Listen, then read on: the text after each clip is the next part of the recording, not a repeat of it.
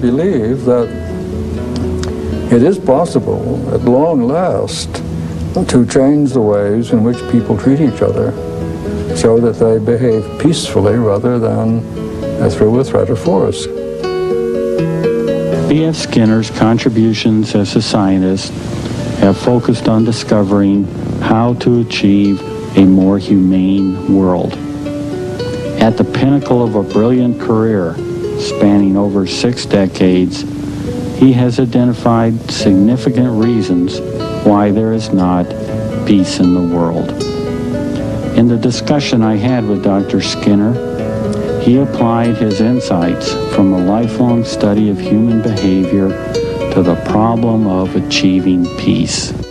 I'm inclined to believe that the problem of peace comes down to some issues which can be attacked at the personal level. After all, peace is simply freedom from control through violence of some kind or other. It isn't that we don't know what to do. The control is in the hands of people who cannot do them. There are 3 great agencies which control almost all of the behavior of 4.5 billion people on the earth today. Government, religion, and capital, business and industry.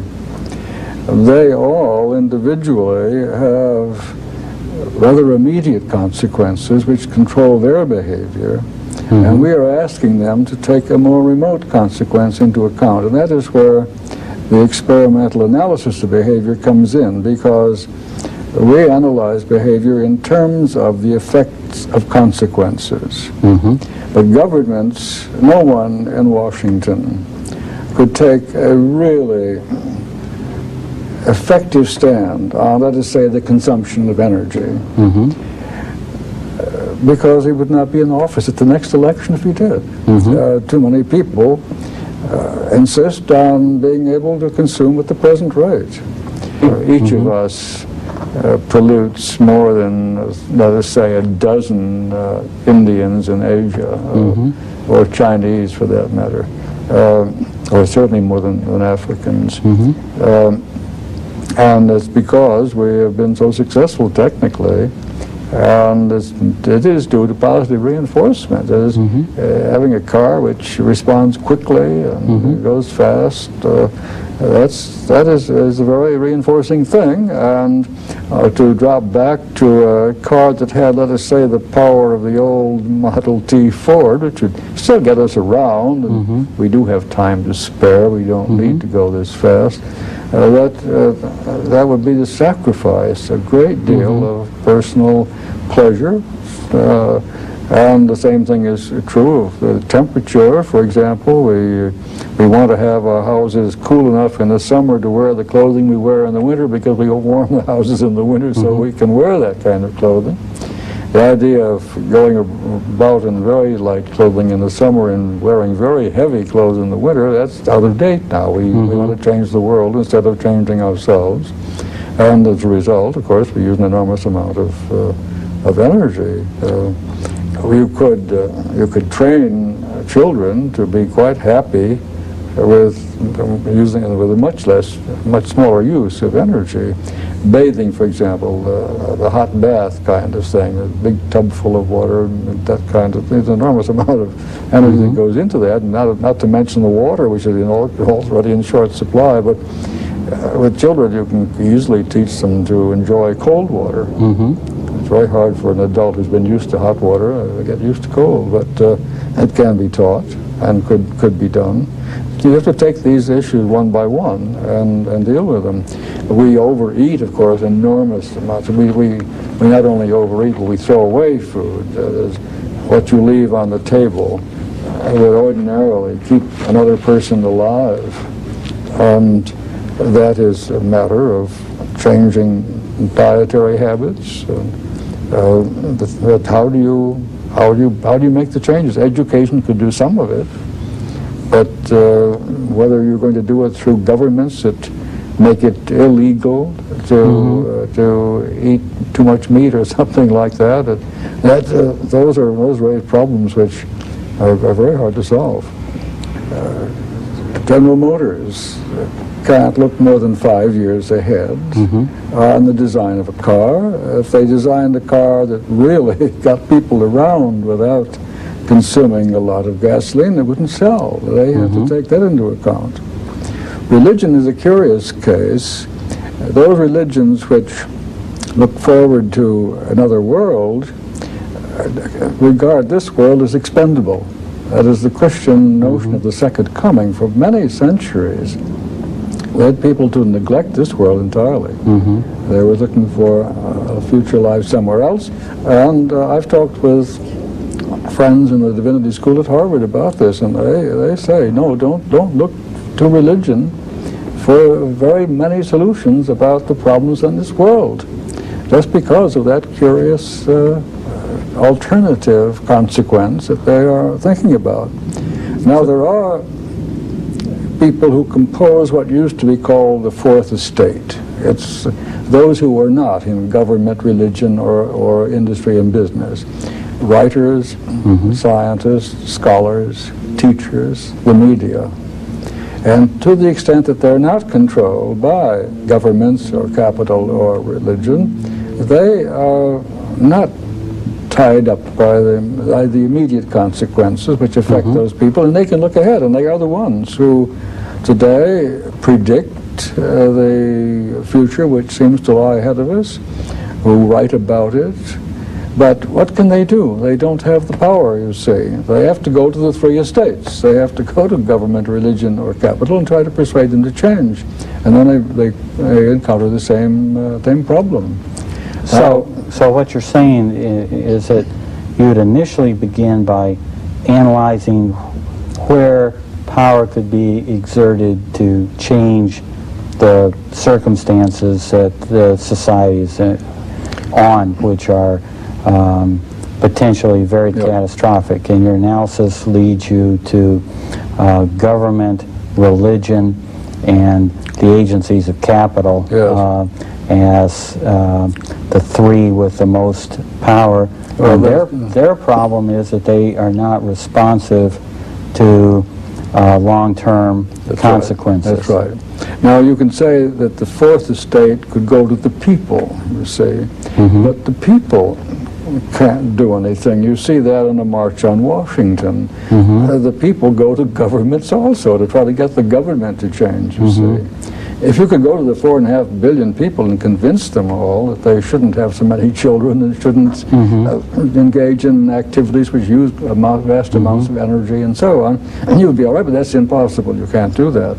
So what is the solution? Well, I like to feel that the study of positive reinforcement has revealed already many good examples of how that punitive control can be replaced. For example, in education, the whole point of programmed instruction is to give the student frequent opportunity to be right, rather than to be studying in fear of not getting a good grade on the examination. Good incentive systems in industry not only get people to work carefully and actively, but they get them to enjoy what they're doing. And so that we are slowly substituting positive reinforcement for punitive control. And this is a move in the direction of peace, but at a very small level. But I can imagine that if we could clear out of the modern American way of life most of those things which induce us to act to avoid the consequences of not acting, we would change. We would change with respect to each other, and the country as a whole would change with respect to other countries. And once a thing of this sort was clear, it would be emulated, copied by other peoples. It seems to me, I like to believe, and this may be my utopian streak, but I like to believe that it is possible, at long last, to change the ways in which people treat each other so that they behave peacefully rather than through a threat of force. So the basic a basic reason that these three institutions do not modify their stance toward the future of the world is related to the negative reinforcers that all three are employing. And the solution that you are suggesting is to try to change the nature of the personal interactions between those two, or between those three institutions and people at a personal level, to get the system to be one of more immediate positive consequences. Yes. You see, the fourth estate has already done that because they don't have the punitive power. A writer doesn't coerce you into reading. He writes something that you either you want to read or you won't read it. So he has to work. He has to create something that will reinforce the behavior of reading it. Artists, the people who make movies, put on plays and so on, they're not coercing anyone. They are producing something that will reinforce action, reinforce buying a ticket and going to a movie or a play. And that's true of people who write novels. No one is under any compulsion to read novels unless they're taking a course in novels at a university. Sure. And the novelist is creating something and will, as we say, reinforce reading his book. So they already are in possession of the alternatives to punitive control. And they ought to be able to teach the other institutions something about this. And I'm hoping that with advances in the science of behavior, we'll be able to find some possible change, And such as a better incentive system in industry, and certainly better contingencies which affect economic action in general, buying, selling, renting, and so on, that kind of thing. And many religions claim to work through love, and you get them to let it go at that instead of bringing in the devil as well as a loving God, things might be better. But at the moment, religion hasn't very much to show for itself as an instrument of peace. Most of the conflict in the world today, right now, is of religious origin.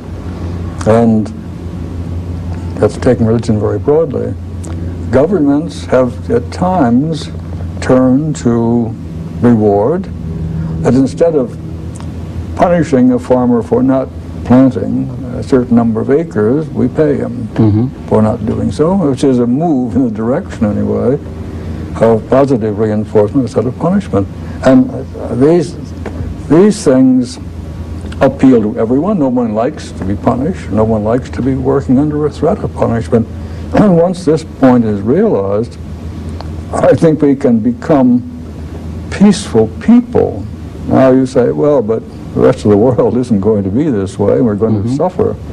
But I don't think that's true. I think we can still be powerful while being peaceful. And while changing within our own culture the way that people relate to the established institutions. It would set a pattern that would be copied by others if we remain successful. This theme of designing a culture which would operate with positive reinforcement is one that you began with Walden II.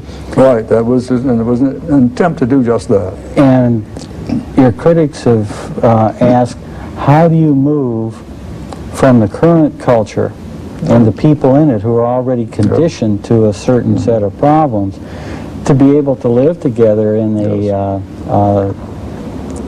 the second generation, which would have been conditioned by the external environment to be able to live more, in this case, peacefully? Yes, if you got them through the first generation, your educational system would prepare you for the next. But I think that's a possibility. There have been many movements in history in which people have changed rather radically from one way of living to another. I don't know whether you must always have supernatural sanctions, as in the religion, or extremely powerful sanctions through fire and sword in governments and so on. I should like to think that we are capable of being modified in gentler ways. you have a lot of faith or hope in the power of those least controlled within our society to design a better set of contingencies. Yes, I'm not assuming that people are naturally good or generous or anything. I think they're neutral. And better, if anything, they have been subjected more to punitive control. After all, a child learns how to walk because he's punished when he falls down, and this is built into us. However, the whole function of a culture is to correct for the inadequacies and ineptnesses of natural selection. And I think that you can show that people are peaceful or not with respect to each other, not so much because of some long-standing innate tendency to be aggressive, but because of the way they are currently handled. But you're also not assuming that human nature is somehow predisposed naturally to warlike or exploitative or careless toward the environment, that's a learned response to that people acquire during their life. Well, I am assuming that our almost natural tendency to resort to punishment, if we're bigger than the other fellow, and we control through force, that is something we learn quickly if it isn't inbred. We learn it because we get quick effects. If I'm bigger than, well, let's say a child, I'm a teacher and the child's smaller than I am, so the easy way for me is to threaten him. Learn that or else. And that was been done for a couple thousand years in education until very recently. School kids were beaten unmercifully. That's the way you got them to study. But that is not necessarily a sign that that is the way people are. It's just that is what you do if you want to get a quick result. But if instead you turn to positive reinforcement or reward, the result is deferred. You don't get an immediate result, you see. And so it's not easy to learn. Now, my hope is that as we make clear how positive reinforcement works, people will begin to use it much more than they do now, and will begin to see the remote consequences, not too remote, it's just a short term, and will then switch from the seemingly natural punitive techniques which we all use to positive reinforcement and a very much more peaceful world. You've written both that people respond most to immediate consequences, and paradoxically, in dealing with war, many of the ways we appear to go about getting into it are not really immediate consequences. Each side starts escalating, and pretty soon they're have long since forgotten what got them started. How do you take on that problem and solve it? Well, it's a very difficult problem, there's no doubt about that. When there is a confrontation, any positive move is regarded as weakness. And someone's going to take advantage of you. There was a proposal made by a psychologist, Charles Osgood, which I think was tried once when we were face-to-face with the Russians at Berlin. The idea was pull back your tanks a couple of miles and see what they do. And so we tried it, and they did pull back and so on. But when it goes too far, you don't dare. You can't be nice to an enemy. You're afraid of the consequences. I think it would have worked. I think we could. We miss every chance to take advantage of any concession because we're suspicious. Something must be back of it. They can't be nice to us. We mustn't let them make a positive offer. It can't be right. It just must be something wrong with it. And the result is it is never anything by way of a conciliatory move.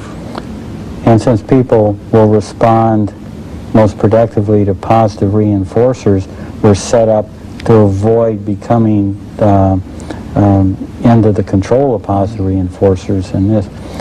We've also written that people are most apt to want to avoid war, get peace, when they've been subject to the immediate consequences. Well, over the last decades in American society, generation after generation has found itself in in the midst of a war. Yes. Both Europe and Japan were heavily damaged, as well as other parts of the world. What's the struggle we haven't accomplished to where it's awfully immediate? Yes. Well, you see, we've always condemned brainwashing, as we call it, and I would too, because it starts off with a very punitive situation. However, the real way in which brainwashing can change people toward commitment to a very different point of view is the use of positive reinforcement. And we should learn a lesson from that. In a typical situation, you have a person under duress of some kind. He's been kept awake or something and not given smoked if he's a smoker. And then some other figure comes in and gets him to make a slight concession. For example, I don't believe communism would work in America, but I can see what it's done some good in Russia. Then immediately, well, that's enough for today. I mean, you've got the positive reinforcement, which is a release from the duress, and you use it. And the next day, another little concession is made, and have a cigarette, and so on. And what you're doing is slowly reinforcing statements which are coming your way, and before long you've got him hooked, and he believes what he says, because he said it for positive reasons. And that could be done in international negotiations just as well as in prisoner of war interrogation. Well, those negotiations are not handled by the principals. No, well, however. No, and the man who prides himself on being a tough diplomat, you see, couldn't do that. He would be accused of making concessions. Gets into another part of apparent how people have learned to respond. My threats to you, to me, don't seem nearly as powerful as your threats to me. Well, oh yes. Well, that is, of course, I have often with my students described a technique that was used on board sailing ships in the old days when there would be a calm and nothing was going on. They would take 3 or 4 young boys who would ship with the ship and fasten their left hands to the mast in a ring, and they'd give them each on a stick. And all they had to do was, when they felt themselves hit in back, to tap the boy in front. And there was no reason why they should tap hard at all. But each boy always felt that he'd been hit a little harder than he hits, and in a short time they would be lashing each other. Now, there was no reason why they should be punishing themselves that way, but it builds up, just as you say, because the blow you give seems much less than the blow you receive. And 2 nations can be doing this trick and working up to greater and greater threats. And you've written that immediate behavior is not influenced nearly as much by the devastating contingencies of war. They're a little further off, but as the boys running around the mast, by those immediate blows to the back which serve to escalate. But you see, one peacemaker could break it all up. Just one boy resolved never to hit hard, no matter how hard he was hit. It wouldn't work. 2 of your most significant books were Walden 2, where you tried to use operant conditioning to create a better world. And you had the initial consensus to design the contingencies of reinforcement differently and beyond freedom and dignity. You talked about the necessity for society to put to work the behavioral sciences, which in your view had much to offer to help change individuals so that the society would learn better. Because as you pointed out, it's hard to reinforce society or punish society, that the answer is to change individual behavior. Their ideas are there, and you've spent a career showing how business can use your ideas, how governments can change their relationship to people. How do we begin the initial steps to a more peaceful world? Well, that was 10 years. I become much more pessimistic. But after I wrote Beyond Freedom and Dignity. And the argument there was that as soon as we begin to understand human behavior, we can see what is wrong and see why we should not go on aggrandizing our freedom and dignity, but instead take the future of the species into account.